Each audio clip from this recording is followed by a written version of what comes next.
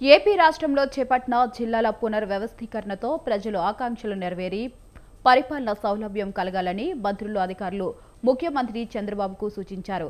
గత ప్రభుత్వ హయాంలో జరిగిన కొత్త జిల్లాల ఏర్పాటుతో తలెత్తిన సమస్యలు పరిష్కారం కావాలని, అదే సమయంలో కొత్త ఇబ్బందులు ఉత్పన్నం కాకుండా చూసుకోవాలని చెప్పారు. జిల్లాల పునర్వ్యవస్థీకరణపై ఈ ఏడాది జూలై 22న 7 సభ్యులతో మంత్రివర్గ ఉపసంఘాన్ని రాష్ట్ర ప్రభుత్వం ఏర్పాటు చేసింది.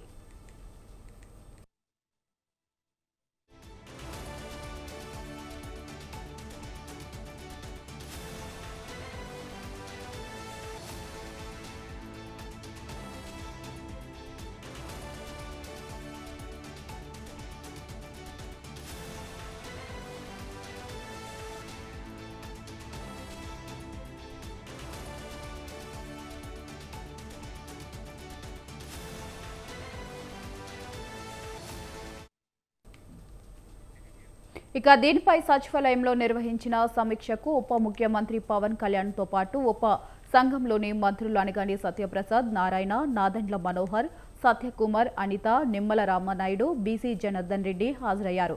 మంత్రులు, జిల్లా కలెక్టర్లు, స్థానిక ప్రజాప్రతినిధులు ప్రజల అభిప్రాయాలను పరిగణలోకి తీసుకుని ప్రాథమిక నివేదిక సిద్ధం చేశామని మంత్రులు ఈ సందర్భంగా ముఖ్యమంత్రికి తెలిపారు.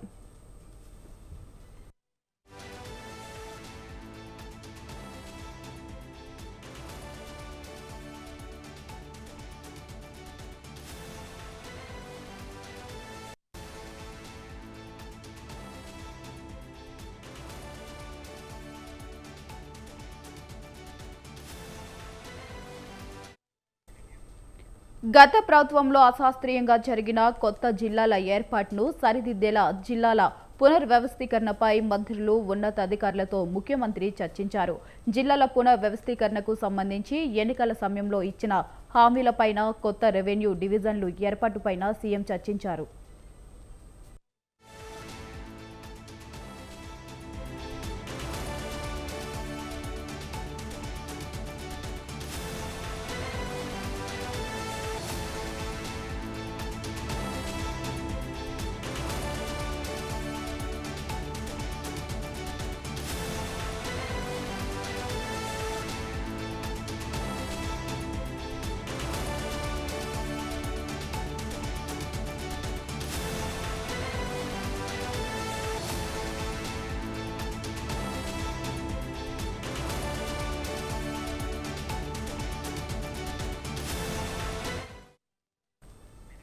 కొత్త జిల్లాల ఏర్పాటుపై గత ప్రభుత్వ అనాలోచిత నిర్ణయం ప్రాంతీయ విభేదాలకు కారణమైందని, ప్రజల ఆకాంక్షలను పట్టించుకోలేదని ముఖ్యమంత్రి అన్నారు.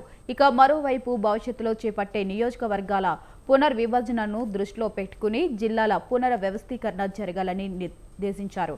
ఇక రెవెన్యూ డివిజన్ల పునర్వ్యవస్థీకరణను ప్రత్యేకంగా చేపట్టాలన్నారు.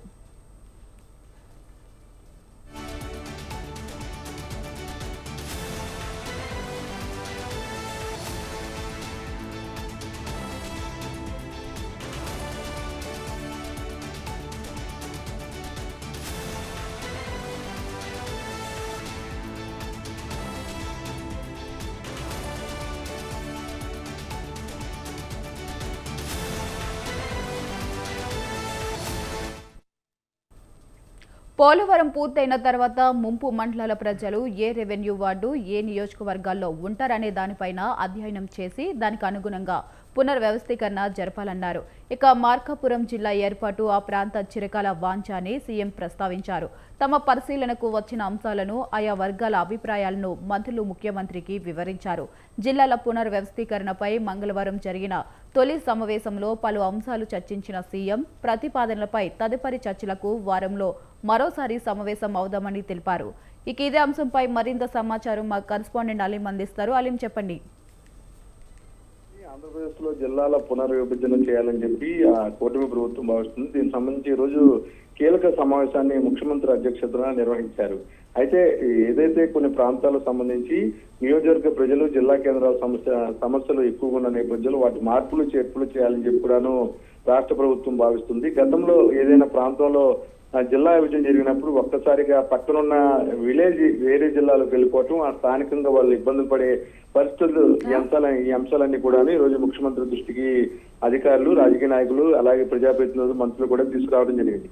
ఈ అంశాల మీద ముఖ్యమంత్రి చాలా సుదీర్ఘంగా మాట్లాడారు. అయితే ప్రస్తుతం రాష్ట్రంలో తుఫాను ప్రభావం ఎక్కువ ఉన్న నేపథ్యంలో తుఫానుకు సంబంధించిన అంశం ప్రస్తుతం ప్రజలు ఇబ్బంది పడుతున్నారు కాబట్టి ఈ అంశం మీద ఎక్కువగా ముఖ్యమంత్రి ఈ రోజు స్థానికంగా ఉన్న మంత్రులతో, కేబినెట్ సంబంధించిన వారందరితో కూడా మాట్లాడడం జరిగింది.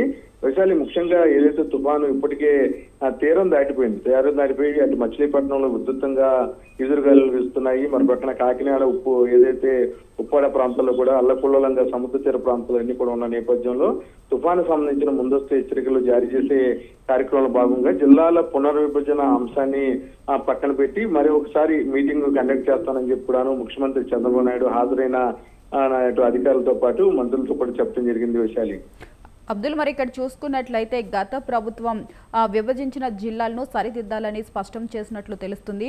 అంటే ఇక్కడ గత ప్రభుత్వం విభజించిన జిల్లాలను అదే విధంగా ఉంచుతారా, లేకపోతే వాటిలో మార్పు చేసి కొత్త జిల్లాలను యాడ్ చేస్తారంటారా? అంటే వైశాలి, ముఖ్యంగా ఎన్టీఆర్ జిల్లాకు సంబంధించి విజయవాడని ఆనుకుని కానూరు అనే ఒక పంచాయతీ ఉంటుంది. అది పెనంలూరు నియోజకవర్గంలో వస్తుంది. అది ప్రస్తుతం మచిలీపట్నం జిల్లా హెడ్ క్వార్టర్కి వెళ్లే పరిస్థితి నెలకొంది. ఈ నేపథ్యంలో మచిలీపట్నం, పెనంలూరు రెండు మనం డిస్టెన్స్ చూసినట్లయితే సుమారు 60-70 కిలోమీటర్లు జిల్లా కేంద్రం మారిపోయింది. కాబట్టి పక్కన ఉన్న విజయవాడ వారికి జిల్లా కేంద్రం ఇస్తే బాగుంటుందని చెప్పి కూడాను స్థానిక ప్రజాప్రతినిధులు, ఇప్పుడున్న తెలుగుదేశం పార్టీ అధికారులు ఉన్న ఎమ్మెల్యేలందరూ కూడా పెద్ద ఎత్తున ఉద్యమాలు చేశారు. ఇవన్నీ కూడా జిల్లాల పునర్విభజన అనేది తలనొప్పిగా మారింది. గతంలో వైసీపీ ప్రభుత్వము కావాలని ఒక రకంగా విభజన అంశంతో కూడాను ప్రజలను ఇబ్బందులు పెట్టిందని చెప్పి కూడాను ముఖ్యమంత్రి భావిస్తున్నారు. ఇందులో భాగంగా అల్లూరి సీతారామరాజు గాని, మార్కాపురం గాని, అలాగే నంద్యాల గాని, అలాగే ప్రస్తుతం మా కృష్ణా జిల్లాకు సంబంధించి పెనంలూరు సమస్య గాని, మరో పక్కన గన్నవరం విజయవాడ సిటీకి సంబంధించిన ప్రాంతం అది ప్రస్తుతం కృష్ణా జిల్లాలో వెళ్ళిపోయింది. దీని మీద కూడాను సుదీర్ఘంగా ముఖ్యమంత్రి మాట్లాడారు. అలాగే కృష్ణా జిల్లాలో ఉండవలసిన నూజివీడు, అలాగే కృష్ణా జిల్లాలో ఉండాల్సిన కైకలూరు, ఏలూరు రేపు వెళ్ళిపోవటం ఇవన్నీ కూడా సమస్యలుగా మారాయని ముఖ్యమంత్రి దృష్టికి ప్రజాప్రతినిధులు తీసుకెళ్లిన అంశం మీద ఆయన ఈ రోజు మాట్లాడటం జరిగింది. అయితే ముఖ్యంగా జిల్లాల పునర్విభజన, జిల్లాలకు సంబంధించిన విభజన అంశాన్ని గత ప్రభుత్వం ఎందుకని తీసుకొచ్చిందంటే మెడికల్ కాలేజీల ఏర్పాటుకు ఒక జిల్లా కేంద్రానికి కేంద్రం ఇచ్చే అవకాశం ఉంది కాబట్టి ఆ సమయంలో మాజీ ముఖ్యమంత్రి వైఎస్ జగన్మోహన్ రెడ్డి ముందస్తు ఆలోచనతో జిల్లాల పునర్విభజన చేశారు. ఇప్పుడు మచిలీపట్నం జిల్లా కేంద్రం అవడం వల్ల ఆ ప్రాంతంలో ఒక మెడికల్ కాలేజీ నిర్మాణాన్ని గత ప్రభుత్వం చేపట్టింది. అలాగే రాష్ట్రంలో చాలా వరకు కూడాను నర్సరాపేట కానీ ఇతర ప్రాంతాలు కానీ ఏదైతే 17 మెడికల్ కాలేజీలు నిర్మించారో అవి అన్ని కూడాను 17 జిల్లాలుగా రాష్ట్ర ప్రభుత్వం చూపించింది. ఈ నేపథ్యంలో హడావుడిగా ఆ రోజు జిల్లాల విభజన అనేది చేయాల్సి వచ్చింది. దీనివల్ల ప్రజలకు లబ్ధి చేకూరుతుందని చెప్పి కూడాను మాజీ ముఖ్యమంత్రి వైఎస్ జగన్మోహన్ రెడ్డి చాలా సార్లు చెప్పారు. అయితే ఆ జిల్లాల విభజన జరిగినప్పుడు గ్రామాలు, పంచాయతీలు, పట్టణాలు ఇవన్నీ కూడా డిస్టర్బెన్స్ అనేది అప్పట్లో క్రియేట్ అయింది. దాని మీద అప్పటి ప్రభుత్వం సీరియస్ గా చర్యలు తీసుకోలేదు. అప్పట్లో ప్రజలందరూ కూడా రోడ్ల మీదకి వచ్చి ఉద్యమాలు నిర్వహించారు. ఎక్కడో 60-70 కిలోమీటర్లు ఉన్న జిల్లా కేంద్రానికి పక్కనున్న జిల్లా కేంద్రాలను కలపకుండా వేరే ప్రాంతం తమని ఎందుకు కలిపారని చెప్పడం ప్రజలు ఆగ్రహం వ్యక్తం చేశారు. అప్పుడు ఎన్నికలు సందర్భంగా ముఖ్యమంత్రి చంద్రబాబు నాయుడు జిల్లాల పునర్విభజన సందర్భంగా ఏదైతే పట్టణాల గ్రామాలకు ఇబ్బందులు ఉన్నాయో వాటి సమస్యను తీరుస్తానన్నారు. అందులో భాగంగానే ఈ నిర్ణయం తీసుకున్నారు. అయితే ఇంకోసారి భేటీ సబ్ కమిటీ ద్వారా కూడా నిర్ణయం తీసుకుని జిల్లాల పునర్విభజన మీద తుది అంశం అనేది తయారు చేస్తామన్నారు. ఈ విషయాన్ని కేబినెట్ లో పెట్టి తర్వాత అసెంబ్లీలో కూడా అప్రూవల్ చేస్తామని చెప్పి ముఖ్యమంత్రి చంద్రబాబు చెప్పడం జరిగింది. వైశాలి, అలీం, ఇక్కడ మరి చూసుకున్నట్లయితే మార్కాపురం జిల్లా ఏర్పాటుపై ఆ ప్రాంత ప్రజలు చిరకాల వాంఛని సీఎం ప్రస్తావించినట్లు తెలుస్తుంది.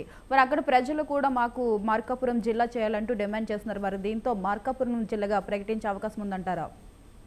అంటే మార్కాపురం చారిత్రాత్మకంగా బాగా అభివృద్ధి చెందిన ప్రాంతం. అంటే ఆ ఏరియాలో గ్రానైట్ సంబంధించిన వ్యాపారమే కానీ ఇతర వ్యాపారం కానీ అది ఒక కేంద్రంగా మార్కాపురం అనేది ఉంది. మార్కాపురాన్ని సపరేట్ చేయమని ఎప్పటి నుంచో కూడా అక్కడ స్థానిక ఉన్న నేతలు అడగడం జరుగుతుంది. కాకపోతే మొన్న జరిగిన విభజనలో కొన్ని మౌలిక వసతులు అంటే వాటర్, దీనికి సంబంధించిన అంశాలన్నీ కూడా అందుబాటులో ఉండాలి. కాబట్టి ఈ జిల్లా హెడ్ క్వార్టర్లో అన్ని రకాల వసతులు కూడా ఇబ్బంది లేకుండా కొన్ని ప్రాంతాలని రాయలసీమ జిల్లాలో గత ప్రభుత్వంలో సెలెక్ట్ చేయడం జరిగింది. ఇప్పుడు తిరిగి మార్కాపురం కానీ కొన్ని ప్రాంతాల్లో నంద్యాలేపు కొన్ని అంశాలు ముఖ్యమంత్రి దృష్టికి వచ్చిన నేపథ్యంలో వాటిని సపరేట్ చేయాలా, లేకపోతే ఇప్పటికే 2-3 జిల్లాల పైగా మనకి ఉన్న నేపథ్యంలో వాటిని డబుల్ చేసి ఇబ్బందులు కొని తెచ్చుకునే కన్నా వాటి వల్ల ఉపయోగాలేంటి నష్టాలేంటి అనేది కూడాను ప్రభుత్వం భావించాలి. అప్పట్లో జిల్లాల పునర్విభజన జరిగినప్పుడు రాత్రికి రాత్రి ఐఏఎస్లు నియమించడం, ఆ ప్రాంతాలకు వెళ్ళిపోమని చెప్పడం, అక్కడ సరిగ్గా అకామిడేషన్ కూడా లేని ఇబ్బందులు తలెత్తాయి. ఒక్కసారిగా పార్లమెంటు అంటే ఏదైతే మనకున్న పార్లమెంటు అంకెలు ఉన్నాయో 42 వాటికి సంబంధించి జిల్లాల పునర్విభజన కూడాను అదే రీతిలో గత ప్రభుత్వం చేసింది. ఇప్పుడు విజయవాడకు సంబంధించి మచిలీపట్నం పార్లమెంటు కృష్ణా జిల్లాగా మారిపోతే విజయవాడ పార్లమెంటు ఎన్టీఆర్ జిల్లాగా మారింది. అప్పుడు ఈ 2 పార్లమెంట్లు కూడా కలిసి ఉండే పరిస్థితి ఉంది. అలాగే మార్కాపురం, నంద్యాల, ప్రకాశం జిల్లాకు సంబంధించి ఈ అంశాలను చూస్తుంటే గతంలో ఎన్ని కూడాను పార్లమెంట్ పరిధిలో ఉన్న ప్రాంతాలన్నీ కూడా జిల్లా హెడ్ క్వార్టర్లు చేయడం జరిగింది. వైశాలి ఈ అంశాలన్నీ ముఖ్యమంత్రి దృష్టికి వచ్చాయి. ఒకవేళ మనకి జిల్లాల పునర్విభజనతో పాటు నియోజకవర్గాలకు సంబంధించి పునర్విభజన పార్లమెంట్ లో పెండింగ్ లో ఉంది. ఒకవేళ అది కూడా వస్తే అప్పుడు నియోజకవర్గాలు పెరిగే అవకాశం ఉన్నప్పుడు వారు కోరుకున్న ఏదైతే ప్రాధాన్యతను బట్టి కూడా జిల్లాల విభజన జరిగే అవకాశం ఉందని చెప్పి ముఖ్యమంత్రి చెప్పడం జరిగింది. వైశాలి అబ్దుల్, మరి ఇక్కడ జిల్లాలు విభజన చేసిన తర్వాత అంటే ఏ జిల్లాలు కొత్త జిల్లాలుగా వచ్చే అవకాశం ఉందంటారు? అంటే నియోజకవర్గ విభజన అనేది చేస్తారు. ప్రస్తుతం 175 నియోజకవర్గాల నుంచి ఒకసారిగా మనకి 240 నియోజకవర్గాలు వచ్చే అవకాశం ఉందని చెప్పి కూడాను గతంలో అందరూ భావించాము. ఇప్పటికే సంబంధించి 42 జిల్లాలకు సంబంధించి విభజన జరిగినా సరే వాటికి సంబంధించి కూడా ఎక్కడ సరైన ఫెసిలిటీస్ కానీ సరైన ఇది మౌలిక వసతులు కానీ రాష్ట్ర ప్రభుత్వం ఇవ్వలేకపోయింది. ఈ నేపథ్యంలో కొత్తగా జిల్లాలు ఏర్పాటు చేసిన ప్రస్తుతం ఆ అంకె 5 నుంచి 4 మధ్య మాత్రమే ఉండే అవకాశం ఉంది. వైశాలి ఎందుకంటే పార్లమెంట్లకు సంబంధించిన విభజన ప్రకారమే గతంలో వైఎస్ జగన్మోహన్ రెడ్డి జిల్లాల విభజన అంశాన్ని తెర మీద తీసుకొచ్చారు. అదే రీతిలో కూడా అలాగే విభజించారు. అంటే ఇబ్బంది లేకుండా ఏదైతే మన దగ్గర కేంద్ర ప్రభుత్వం ఎలక్షన్ డేటా ఉంటుందో పార్లమెంటు పరిధిలో ఉన్న ఓటర్ల సంఖ్యను బట్టి నియోజకవర్గ విభజన అదే జిల్లాల విభజన అనేది చాలా ఈజీగా కూడాను గత ప్రభుత్వం టెక్నికల్ గా కూడా చేసి చూపించింది. అయితే ఇప్పుడు కొత్తగా కొన్ని జిల్లాలు విభజన అంశం వచ్చినప్పుడు అక్కడ ఉన్న సామాజిక పరిస్థితులు, కులపరమైన పరిస్థితులు, అలాగే అక్కడ ఆ ప్రాంత అభివృద్ధి మీద కూడాను దృష్టి సారించి కొన్ని నియోజకవర్గాల్ని జిల్లాల పరిధిలో చేర్చి మన కొత్త జిల్లాలని క్రియేట్ చేయాల్సిన పరిస్థితి ఉంటుంది. అంటే అప్పుడు రాష్ట్ర వ్యాప్తంగా ఒక 4-5 జిల్లాలు మాత్రమే పెరిగే అవకాశం ఉంది. అంటే డిమాండ్ చేశారు కాబట్టి ఆ జిల్లాలు పెంచాలనే ఉద్దేశం ప్రస్తుత ప్రభుత్వానికి లేనట్లుగా అనిపిస్తుంది. ఒకవేళ నియోజకవర్గాలు 175 నియోజకవర్గాల నుంచి అంకె 240, 230కి వెళ్ళినట్లయితే అప్పుడు ఖచ్చితంగా జిల్లాల పునర్విభజన కూడా క్లారిటీ అనేది వస్తుంది. దానికి సంబంధించి కేంద్ర ప్రభుత్వం కూడా అనుమతులు ఇచ్చే అవకాశం ఉంది. Vaishali right Aleem, thanks for the updates.